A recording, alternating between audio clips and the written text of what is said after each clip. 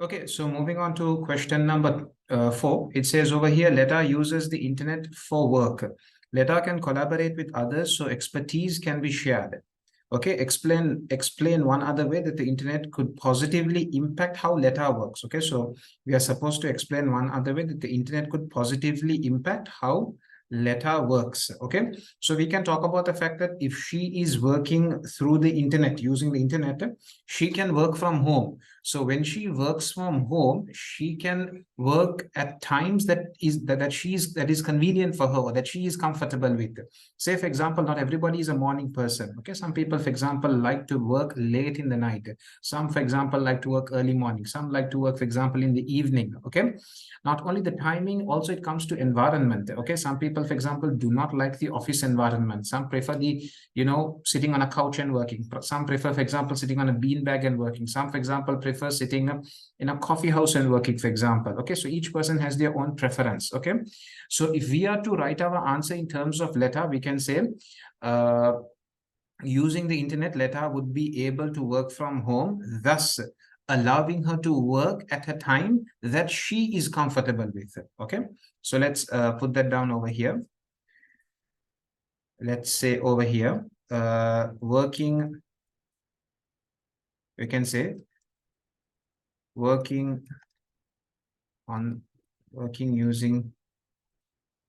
using the internet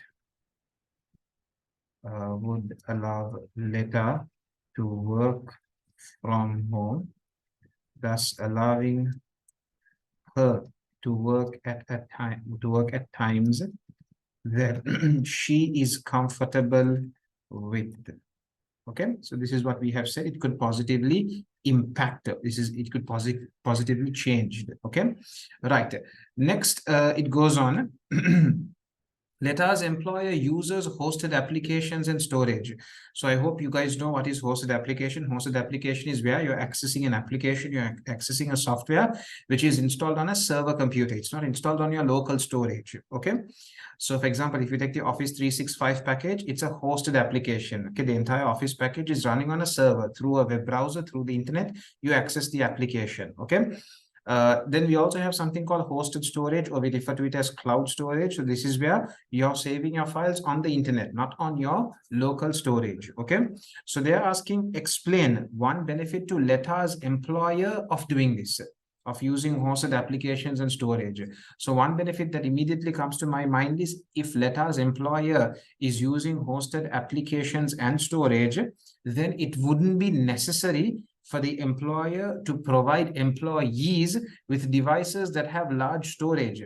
Because if the employee is using applications that uses up local storage, then the employer will have to ensure that he provides them with laptops and desktops that have large storage space. It's going to cost him. But since he's using hosted applications and storage, he can give them devices with a small amount of storage. It wouldn't cost him a lot. Okay, he can even provide his employees with Chromebooks. Chromebooks are comparatively cheaper to regular laptops. Okay, and the reason that they are cheaper is because they do not have a large storage capacity here. Okay, because you will be mostly accessing all your applications from the internet. Your storage will be on the internet. You will not be using your local storage. Okay, so let's put down that answer over here. We can say over here, so they've said explain one benefit. You can say when, you can say since the employer is using hosted applications and storage, he will be able to save on the cost of providing his employees with devices that have large storage capacities. Okay, so the employer can actually save on this cost. He will not have to provide employees with devices that have large storage. He can buy devices with a small amount of storage, which would definitely be a lot cheaper than devices with a larger amount of storage. Okay, right. State the type of computer used to store online software. So we're talking about the computer that is holding online software, that is storing it. So there are two names you can give. You can either refer to it as a server computer, or you can be very specific. The server computer that holds online software is referred to as the application server. Okay, so let's put down over here application server. So this is the type of server computer that holds the software, that holds the online software, that holds the hosted application. Okay. Describe how filter software works. So we all know of internet filters, and basically what an internet filter does is it is used to restrict access that users in the network have towards websites. Okay, so for example, if you use an internet filter, you can on your network define what type of sites users are allowed to visit. So you would have a list called a whitelist, and in a whitelist you would have the list of websites that the user is allowed to visit, that users on the network are allowed to visit. And then you would also have a blacklist. A blacklist is a list of websites that users are not allowed to access. Okay, so whenever a user on the network loads a website, that website will be compared with both lists. If it is in the whitelist, it will be allowed to go through. If it is in the blacklist, it will immediately be blocked. If the website that is requested is not in the whitelist nor in the blacklist, what happens is the internet filter will allow that website to be loaded. Okay, so let's put it down over here. You can say filter software would restrict access that users have on the network. Okay, you can say filter software would typically have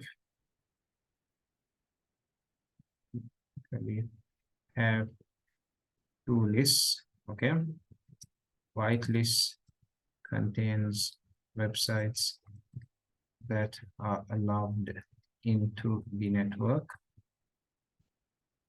while blacklist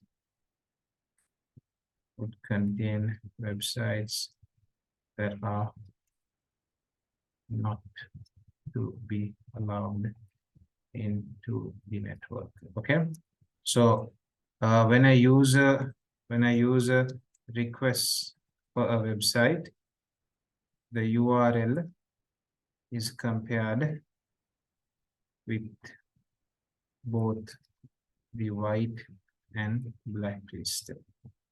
Okay, so when the user requests for a URL, the URL is compared. If it's in the whitelist, the user will be allowed to view the website. If it is in the blacklist, the user will not be given access to view the website. Okay, so give two features of a strong password.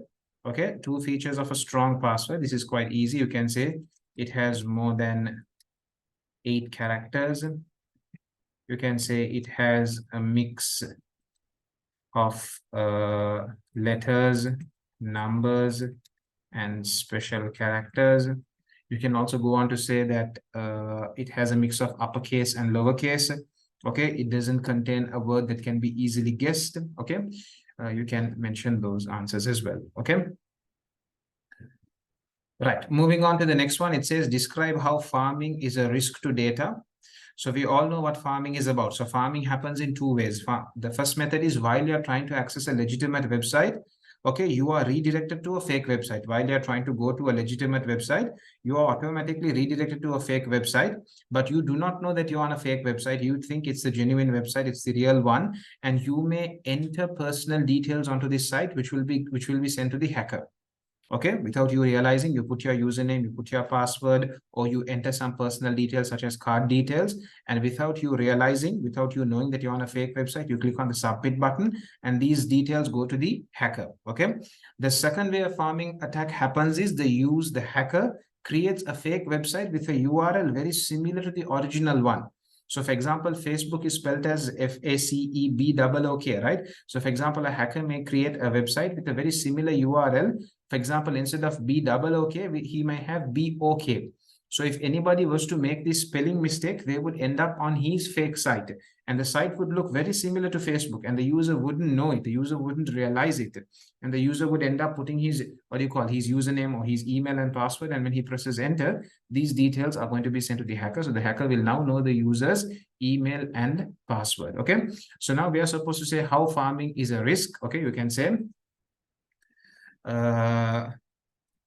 farming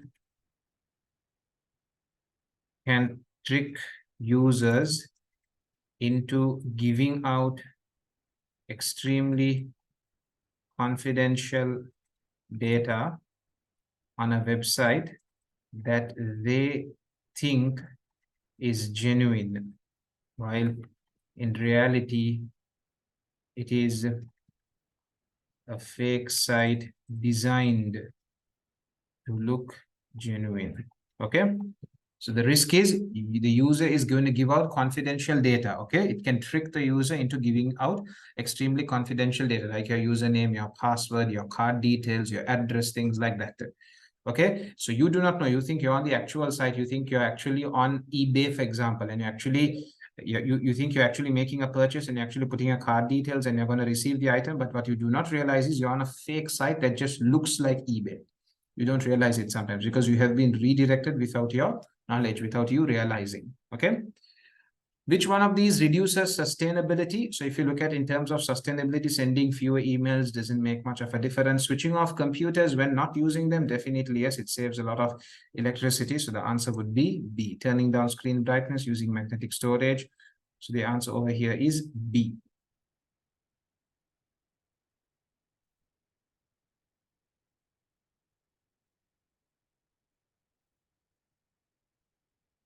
I'm just reading the question again. They are saying which one of these reduces sustainability. Okay, so actually the answer B, increases sustainability, right? Switching off computers when you do not use them increases. You can use it for a longer period of time without causing much damage, right? So they're asking reduces sustainability. So in terms of reducing sustainability, if you look over here, answer D talks about using magnetic storage rather than solid state.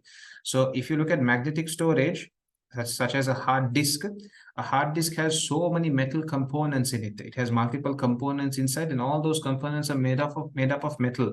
And we know that metal is a kind of a limited resource, isn't it?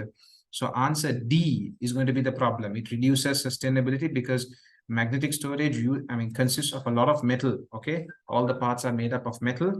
Okay, while when you look at solid state storage, as you guys remember, it's just one board, isn't it? It's just one chip board. Okay, so the answer is going to be D over here.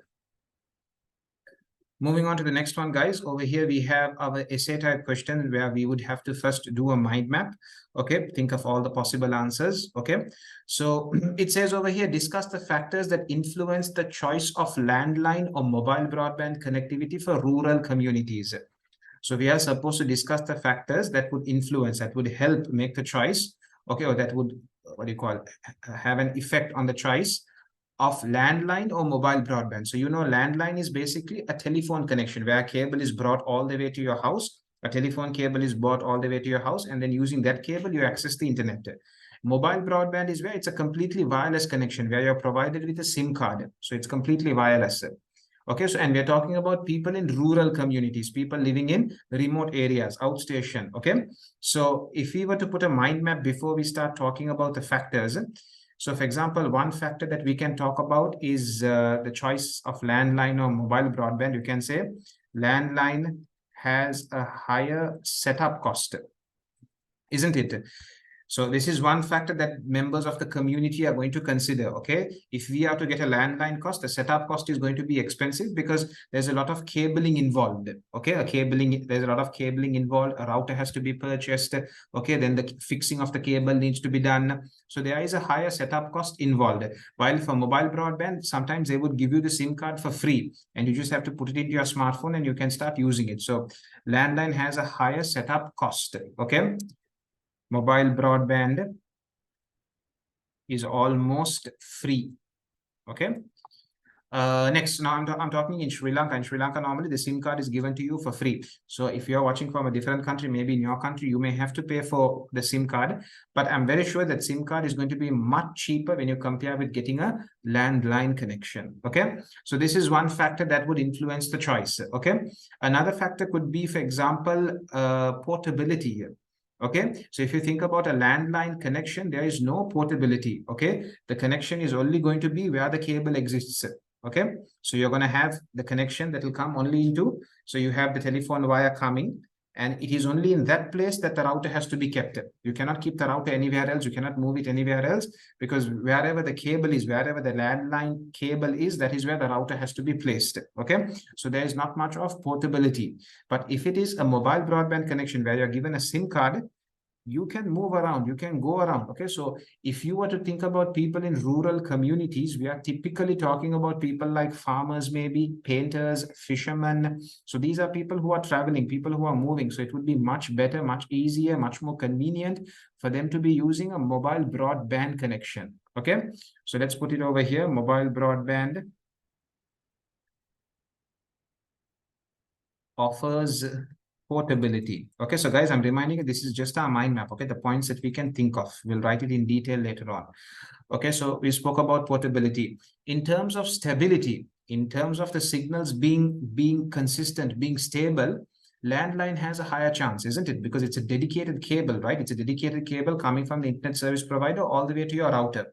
So it is much more stable than mobile broadband. In mobile broadband, signals can sometimes be good, sometimes they can drop. Okay, we can say landline is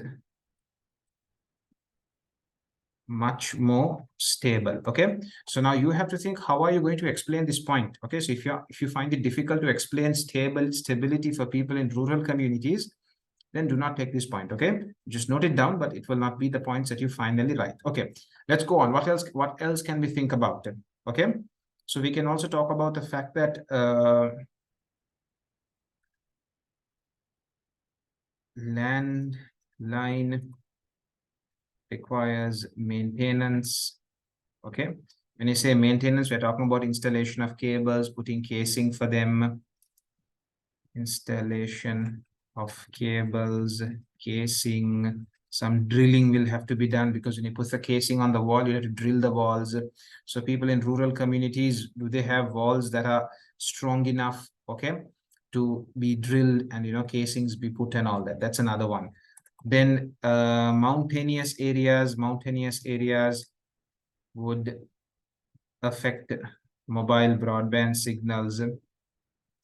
Okay, so for example, if you're living in a mountainous area, you have this problem where the mountains can be a major obstacle for mobile signals to reach your device, mobile broadband signals for them to reach your device. Mountains can be a major obstacle. Okay, so we have about 5 over here.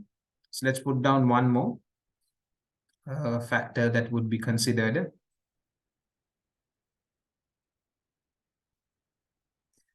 We can talk about security. We can say landline is wired, so more secure. You can say it has a higher bandwidth. Okay, so now you got to start writing your answer. You got your mind map, and you start choosing answers that you are confident in talking about, answers that you can explain well.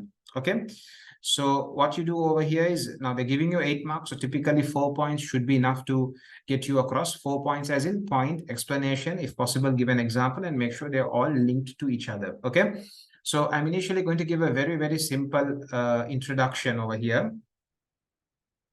Okay, there are many factors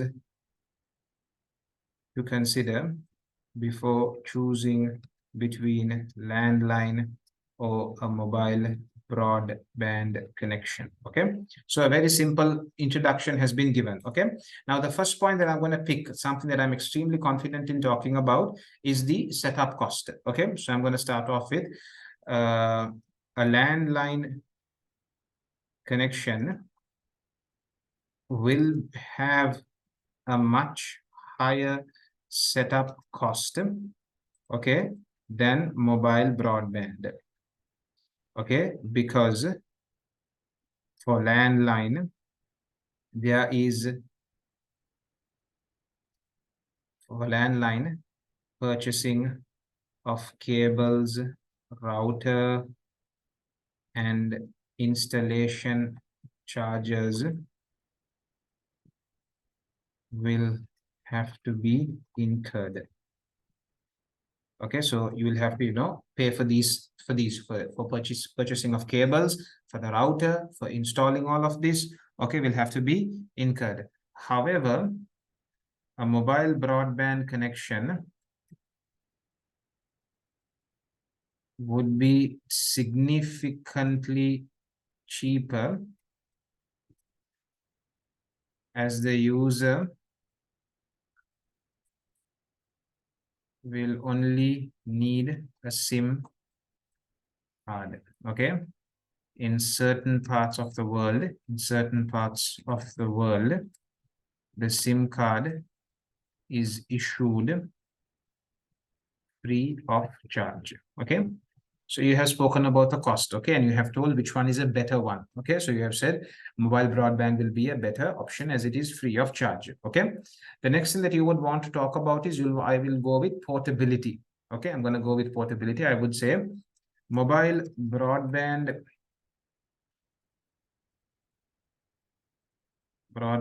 offers portability, which allows users to access the internet while on the move. Okay, this is not possible with landline broadband.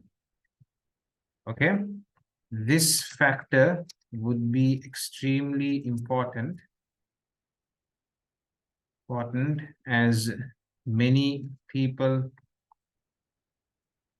from rural communities, we're sticking to the scenario, have jobs that require them to keep moving from place to place, okay? Such as farmer, fisherman, driver, painter, okay? So jobs like this would require you to move around, okay? Now, for example, if you look at people in the city, their jobs are typically, it's where they just have to sit in front of a computer and work. So then a landline connection is okay.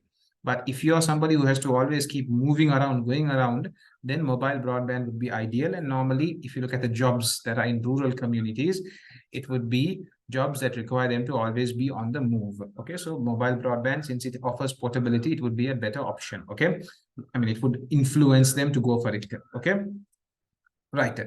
The next thing that I'm going to talk about is I would talk about mountainous areas would affect mobile broadband signals. Okay, I would say, however,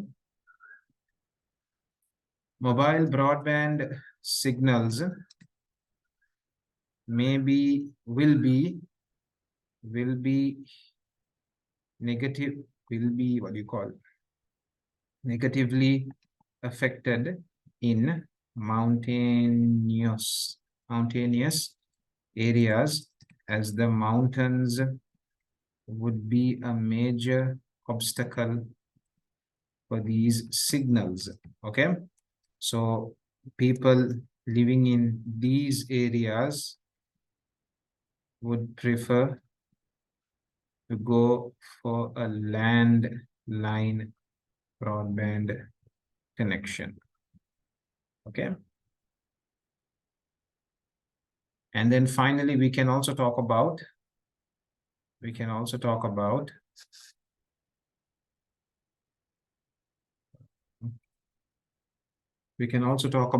there are factors. The next one we can talk about is maintenance. Okay, we'll talk about maintenance. Finally, landline connections come with regular maintenance, where cables will have to be properly put into casings, otherwise it could be a tripping hazard and also be exposed to electrical shocks. This maintenance issue is not there with mobile broadband. Okay. Okay, so these are the points that I have come up with. Okay, I have these are the points that I have come up with. I hope I mean, guys, this is my mind map. So I always recommend you guys always first put a mind map. Think about all the points you can think of, and then start choosing points that you're confident in explaining, and then start writing them. Okay, so I hope this has been beneficial to you. Okay, so we just have one more question after this, which is question one more question, as in we have question 5, and inside question 5 there are multiple questions. So let's move on to question number 5. Then we are done with question number 4 completely now. Okay, let's move on to question number 5. Okay, so over here in question number 5, it says let her download software to her laptop. Okay, so it then goes on to say, explain 2 reasons why locally installed software is used for video editing. Sorry, for editing video. Okay, so they're talking about why do we use locally installed software. So locally installed software refers to software that is installed on your local storage. Software where you access on the internet is known as hosted application. When it is installed on your local storage, it's referred to as locally installed software. So they're asking 2 reasons why locally installed software is used for video editing or for editing a video. So you can first talk about the fact that if you go to edit it online, you'll have to upload the video. Okay, so uploading the video is going to consume a huge amount of your data allocation, isn't it? Your data quota, a huge amount is going to be used up just to upload the video. And then again, you have to download it again, right? So let's talk about that first. Let's first say uploading the video, you can say in locally installed software, the user would not have to use up his data quota in order to upload and download the video to and from a hosted application.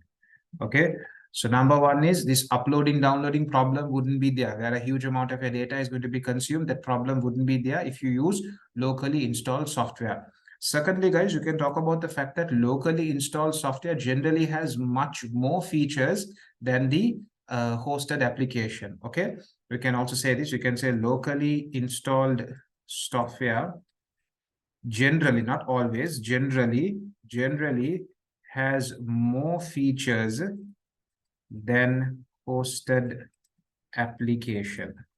Okay, you can also talk about another thing that you can talk about is so guys, you have to explain. So you can say later we'll be able to take advantage of all these features. Okay, another thing that you can talk about is you can talk about the fact that in locally installed software, you're not depending on the bandwidth for a smooth experience. You get it because it's running on your local storage, so you don't depend on the bandwidth. However, if you are to use a hosted application, you are extremely dependent on the bandwidth. If the bandwidth is low, the experience is going to be very frustrating. It's going to regularly keep getting stuck. It's going to keep loading. You're going to always have these issues. Okay. Right. State 2 purposes of communication software. So when we talk about the category of communication software, there are many types that we have. So we have web browsers, we have instant messaging, we have SMS, we have MMS, we have video conferencing, we have online gaming.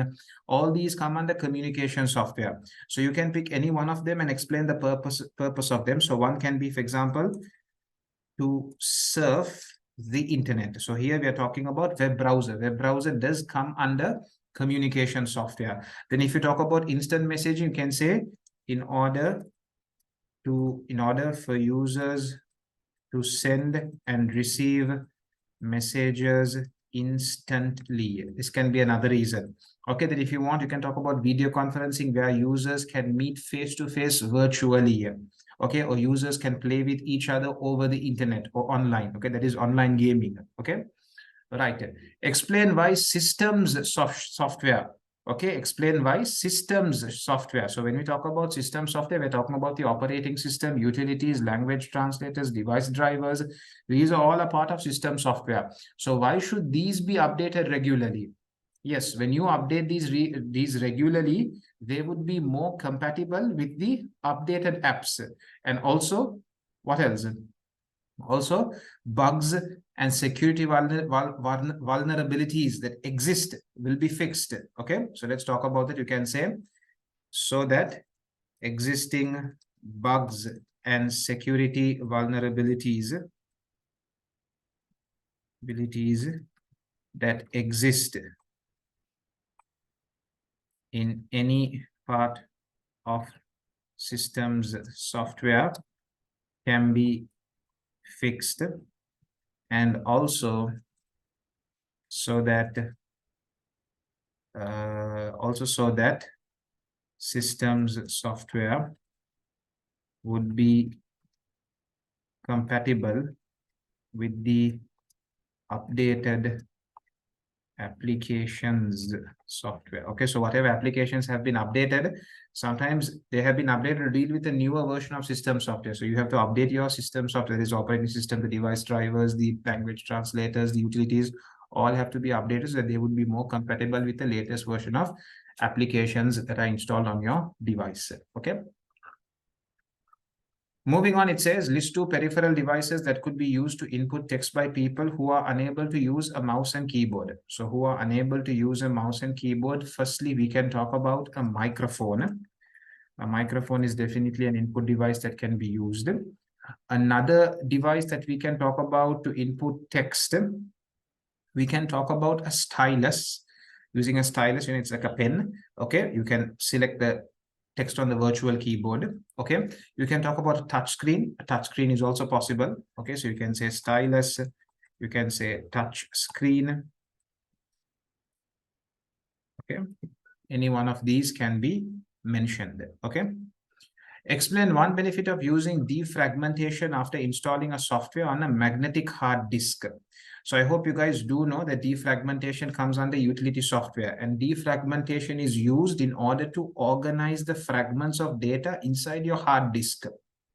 You know, as you keep using your hard disk, fragments of data inside your hard disk, they start moving all over the place. They start moving to the empty spots. So what happens is you have files all over the place. So when you, for example, request for a particular software to open, data files from various locations have to be loaded and collected. So this takes time, and this really slows down the computer.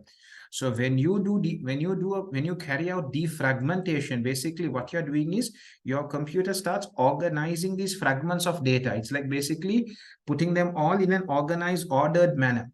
Okay, so for example, files of a particular program will all be gathered together and kept in one spot. Files of another program will all be gathered and put into another spot. So when the user requests for a particular program to open up, it's very easy to find these fragments because they're all arranged and organized. You get it? So that's the benefit of using defragmentation. So let's first say what defragmentation does. You can say defragmentation organizes the fragments of data in a hard disk into an organized manner. This increases read-write speed as files can be found quickly as they are organized. Yeah, so you can find them quickly because there's a certain order that's being maintained. Okay, each software, their data is in a specific location, not all over the place. Okay, right.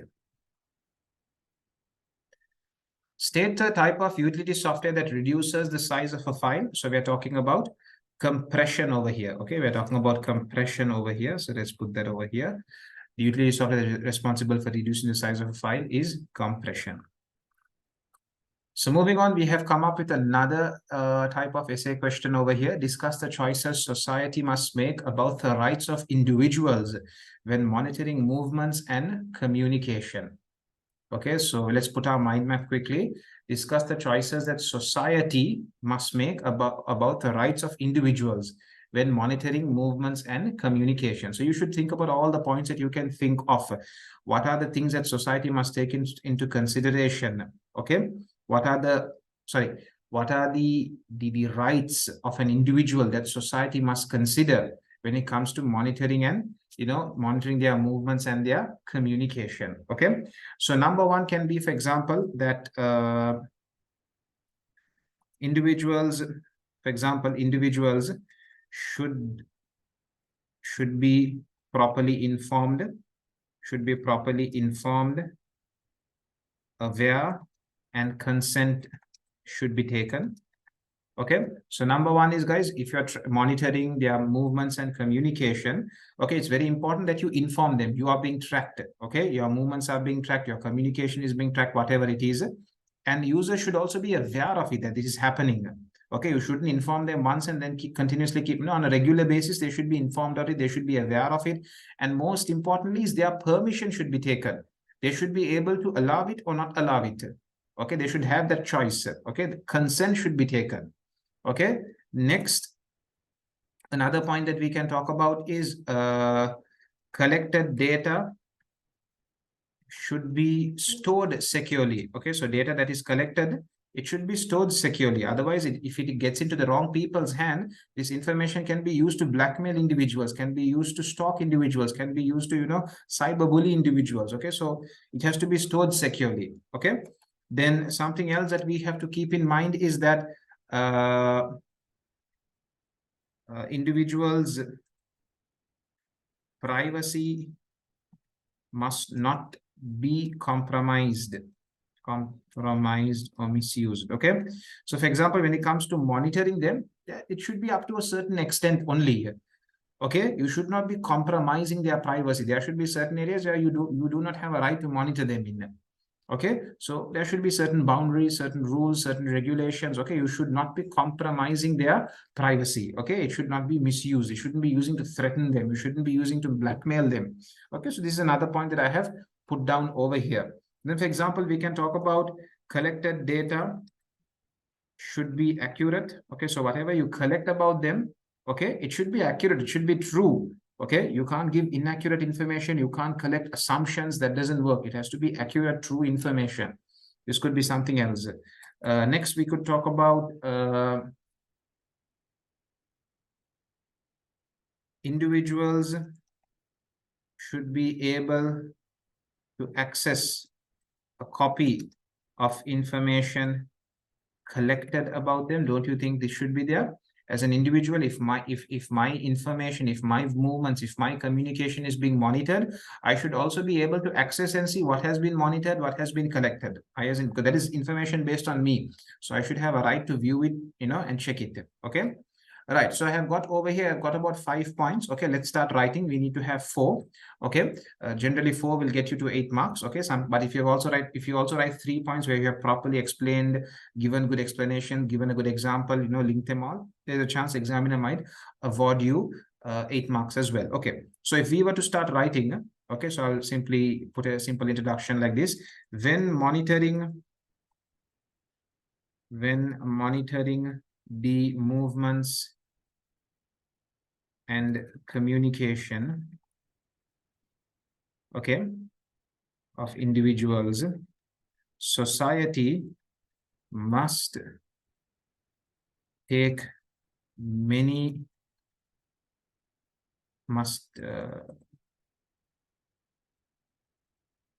take some firm decisions. Okay, so the first thing I'm going to talk about is individuals should be properly informed, and they should be fully aware that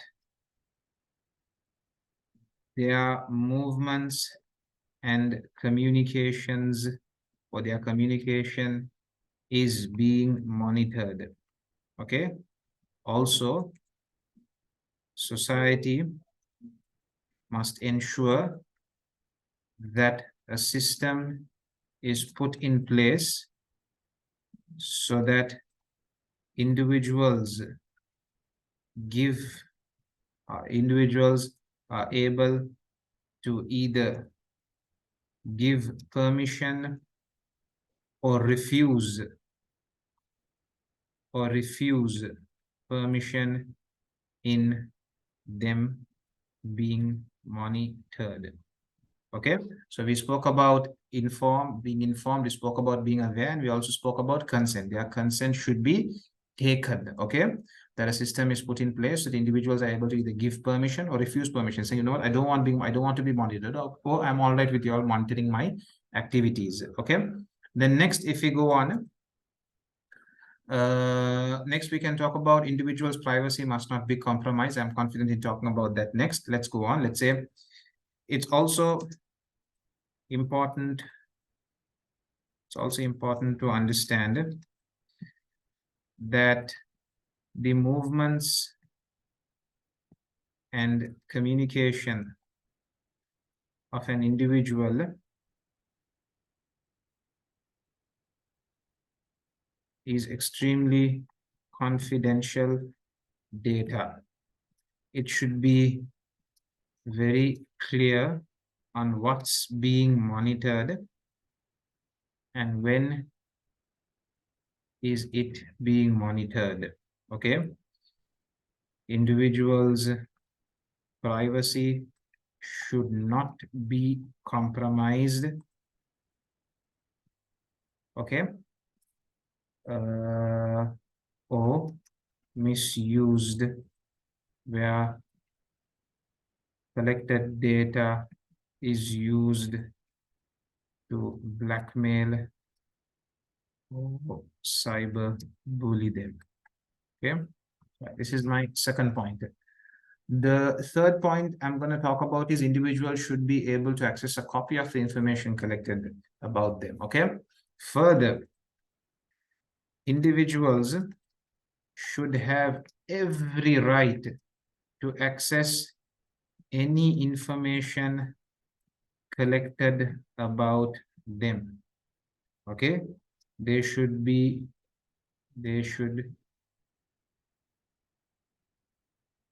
provided with required means and facilities to be able to view data collected about them.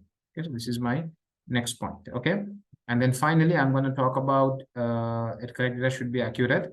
Okay, finally, when monitoring movements and communication of individuals, it is extremely important that proper systems are set up so that the data that is collected is accurate. Otherwise, if it's not accurate, what could happen? Otherwise, if it is not accurate, it could lead to individuals being falsely accused. Okay, so if it's not accurate, individuals could be accused of being somewhere where they never were. Individuals could be accused of sending messages or visiting sites that they never actually visit because the system is collecting inaccurate data. This could happen. So society must ensure that if they are tracking, if they are collecting data about an individual, there should be a system in place so that the collected data is actual, is true, is accurate. Okay. So with that then, guys, we have now come to the end of our paper. Okay, this June 2022 paper. We have then come to the end of it. I hope you have benefited. I hope you have learned. Okay, all the very best. See you in the next few videos.